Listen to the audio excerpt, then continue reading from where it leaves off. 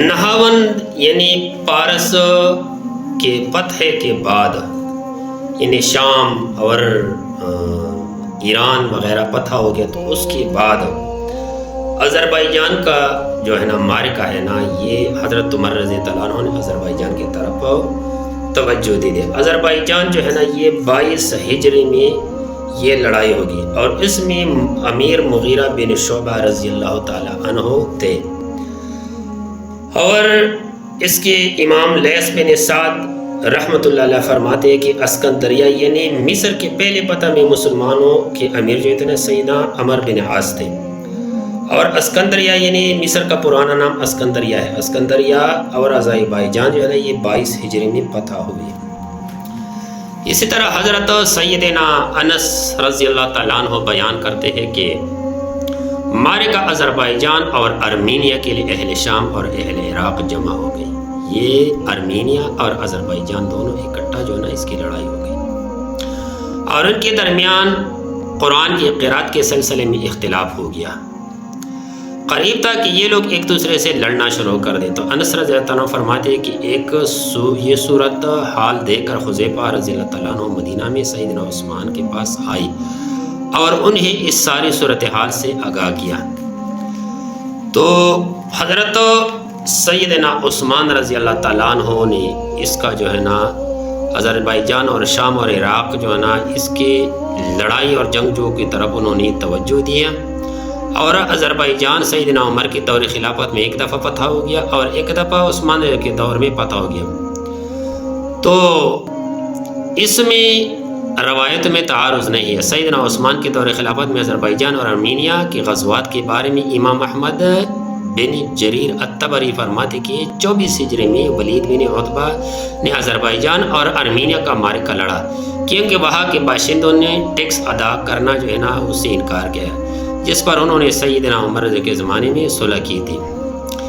تو 6 ماہ تک نماز قصر انہوں نے ادا کیا۔ سیدنا عبداللہ بن عمر بیان کرتے ہیں کہ ہم آذربائیجان میں تھے کہ وہاں ہمیں 6 ماہ تک برفانی طوفان نے روک رکھا، اور عبداللہ بن عمر بیان کرتے ہیں کہ ہم اس دوران میں 2 رکعت نماز قصر پڑھا کرتے تھے۔ اچھا، اسی غزوہ میں حضرت سیدنا عتبہ بن فرقد رضی اللہ تعالیٰ عنہ نے سیدنا عمر رضی اللہ عنہ کی طرف حلوہ نما کوئی میٹھی چیز بھیجی آذربائیجان کی طرف سے۔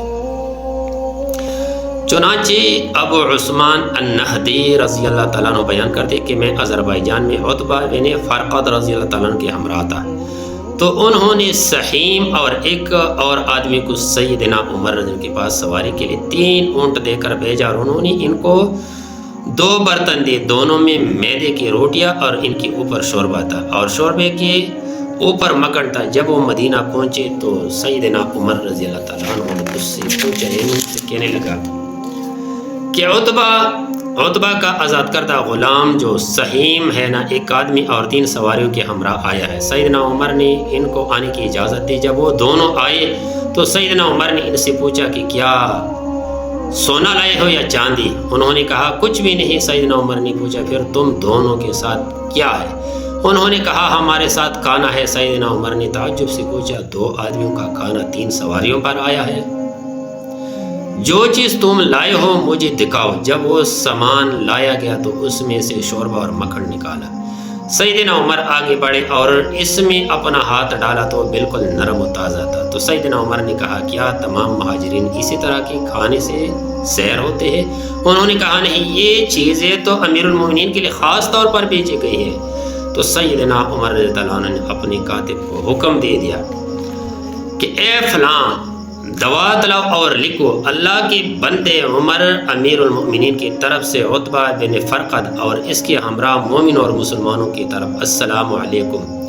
اما بعد میں اس اللہ تعالیٰ کی تعریف کرتا ہوں جس کے علاوہ کوئی معبود حقیقی نہیں ہے، اور اما بعد اے عتبہ بن فرقد، یہ کمائی تیری ہے نہ تیرے باپ کی اور نہ ہی تیرے ماں کی ہے۔ 3 بار یہی جملہ دہرایا، پھر کہا اما بعد تو مسلمان اور مہاجرین کو اس چیز سے سیر کر جس چیز سے تو اپنے گھر میں سیر ہوتا ہے۔ یہ جملہ بھی 3 بار دہرایا۔ نیز انہوں نے لکھا کہ تم پیدل چلو، چادریں پہنو، جوتے پہنو تاکہ تاک کر نشانے لگاؤ، اور موزے اور پاجامے رکھ دو، اور تم بنا چنی ہوئے آٹے کے روٹی یعنی چنی ہوئے آٹے کی روٹی۔ اور سیدنا عمر نے ریشم پہننے سے منع کر دیا۔ انہوں نے لکھا کہ رسول اللہ صلی اللہ علیہ وسلم نے ریشم سے منع کیا، اور رسول اللہ صلی اللہ علیہ وسلم نے اپنی 2 انگلیوں سے اشارہ کیا، اور آپ صلی اللہ علیہ وسلم نے شہادت اور درمیان والی انگلی کو اکٹھا کیا کہ بوقت ضرورت 2 انگلیوں کے برابر استعمال کرنے کی اجازت ہے۔ سیدنا عمر کے خط میں یہ بھی لکھا تھا کہ تم یعنی سواری پر پاؤں رکھنے کی جگہ کاٹ دو اور جمپ لگا کر گھوڑے پر سوار ہوا کرو۔ ابو عثمان نہدی رضی اللہ عنہ بیان کرتے ہیں کہ پھر میں نے عمر رسید شخص کو دیکھا کہ وہ جمپ لگاتا اور گھوڑے پر جو ہے نا سوار ہو جاتا، پھر جمپ لگاتا گر جاتا، پھر سوار، پھر میں نے اس کے بعد دیکھا کہ وہ عمر رسیدہ شاہ سوار بھی نوعمر لڑکے کی طرح جمپ لگا کر گھوڑے پر سوار ہوتا تھا۔ یہ تربیت حضرت عمر رضی اللہ تعالیٰ عنہ کے مجاہدین کو کہ بھائی آپ سستی کو ختم کریں، سستی کو چھوڑ دے۔ پھر اس کے بعد انہوں نے فتح قیصاریہ، انہوں نے مسلمانوں نے قیصاریہ کو فتح کیا۔ قیصاریہ 19 ہجری میں قیصاریہ فتح، اور مسلمانوں کے امیر سیدنا امیر معاویہ رضی اللہ تعالیٰ عنہ تھے۔ تو احمد بن حنبل رحمۃ اللہ علیہ فرماتے ہیں کہ 19 ہجری میں قیصاریہ فتح ہوا۔ اس معرکے میں مسلمانوں کے امیر سیدنا معاویہ بن ابو سفیان تھے۔ یاد رہے کہ قیصاریہ یہ ملک شام کا آخری شہر تھا جو معاویہ کے ہاتھوں میں فتح ہوا۔ پھر اس کے بعد فتح جلولہ، یہ جلولہ جو ہے نا یہ ایک علاقہ ہے، یہ شام کے بعد آتا ہے، جس کو اب تقریباً کیا کہتے ہیں نا، یہ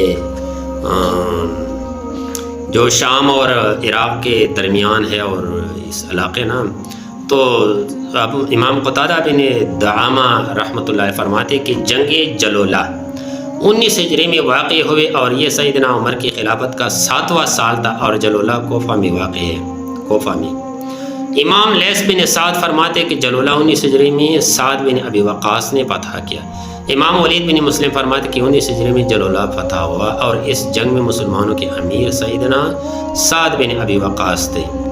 تو اس میں لیکن معرکہ جلولہ میں اسلامی لشکر کے ہاتھ بہت سا مال غنیمت لگا، جیسا کہ اسلم مولا عمر خطاب رضی اللہ عنہ فرماتے ہیں کہ میں نے عبداللہ ابن ارقم نگران بیت المال کو دیکھا، وہ امیر المومنین عمر بن خطاب کے پاس آئے اور ان سے کہا کہ اے امیر المؤمنین، تو امیر المؤمنین کے جلولہ جو نے فتح ہوا اور اس کے زیورات اور سونے چاندی کے کچھ برتن پڑے ہیں، آپ جس دن فارغ ہو انہیں دیکھ لیں اور ان اشیاء کے بارے میں ہمیں کوئی حکم ارشاد فرمائے۔ تو انہوں نے کہا جب تو مجھے فارغ پائے تو مجھے اطلاع کرنا۔ پھر ایک دن عبداللہ ابن ارقم نے امیر المؤمنین کو فارغ دیکھا تو آپ کی خدمت میں حاضر ہوئے اور کہا میرے خیال میں آج آپ فارغ ہے، تو سیدنا عمر فرمائے کھجوروں کے سائے میں چمڑے کی ایک چٹائی بچاؤ۔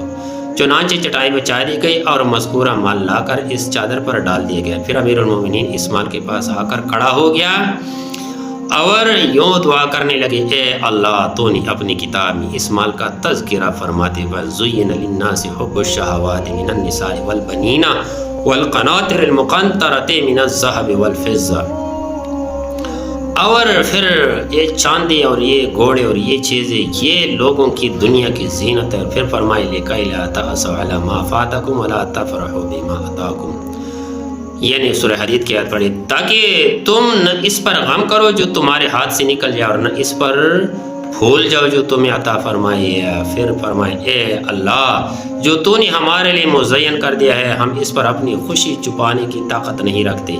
اے اللہ میں تجھ سے سوال کرتا ہوں کہ یہ مال کما حق ہو خرچ کرے اور میں اس شہر سے تیری پناہ چاہتا۔ عبداللہ بن ارقم بیان کرتے ہیں کہ پھر عمر رضی اللہ عنہ کے پاس ان کے بیٹے کو اٹھا کر لایا گیا تو اس نے اپنے والد سے کہا اے ابا جان آپ مجھے ایک انگوٹھی ہبہ کر دے۔ امیر المومنین نے فرمایا اذهب الى امك تسقیک سویقا، چلو تو اپنی والدہ کے پاس جا وہ تجھے ستو پلائے گی۔